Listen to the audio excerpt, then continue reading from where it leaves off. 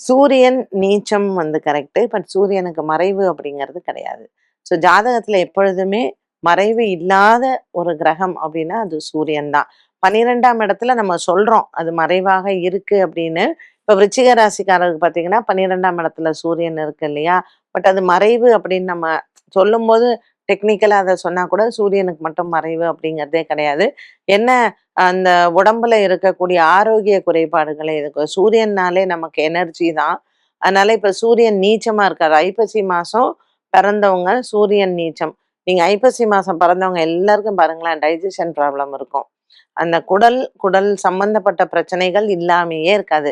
Acidity problem, இல்லைன்னா அவங்களுக்கு செரிமான பிரச்சனைகள்ல கோளாறுகள், இல்லைன்னா சின்ன வயசுலயே ஒரு அப்பெண்டிக்ஸ் ஆப்ரேஷன், இது மாதிரி அவங்களுக்கு வயிறு சம்பந்தப்பட்ட பிரச்சனைகள் இருக்கும். இது துலா மாசம் பிறந்தவங்களுக்கான ஒரு பலன் கூட நம்ம சொல்லலாம். ஸோ சூரியன் நீச்சம் பெற்றிருந்தால், தகப்பனிடத்தில் ஏதாவது ஒரு ஒப்பீனியன் டிஃபரன்ஸ், இல்ல சின்ன வயசுலயே தகப்பனை இழப்பது, குடும்ப பாரத்தை சுமப்பது, இல்லைன்னா அப்பாட்ட பேசாம இருக்கிறது, பிறந்த உடனே அப்பாவை பிரிஞ்சிருக்கிறது, இது எல்லாமே சூரியன் நீச்சமாக இருந்தால் ஒரு ஜாதகருடைய பலன்ல இதெல்லாம் சொல்லப்படுகிறது. மத்த கிரகங்கள் எப்படி இருக்கோ அவங்களுக்கான பலன்கள் அதை சார்ந்தது.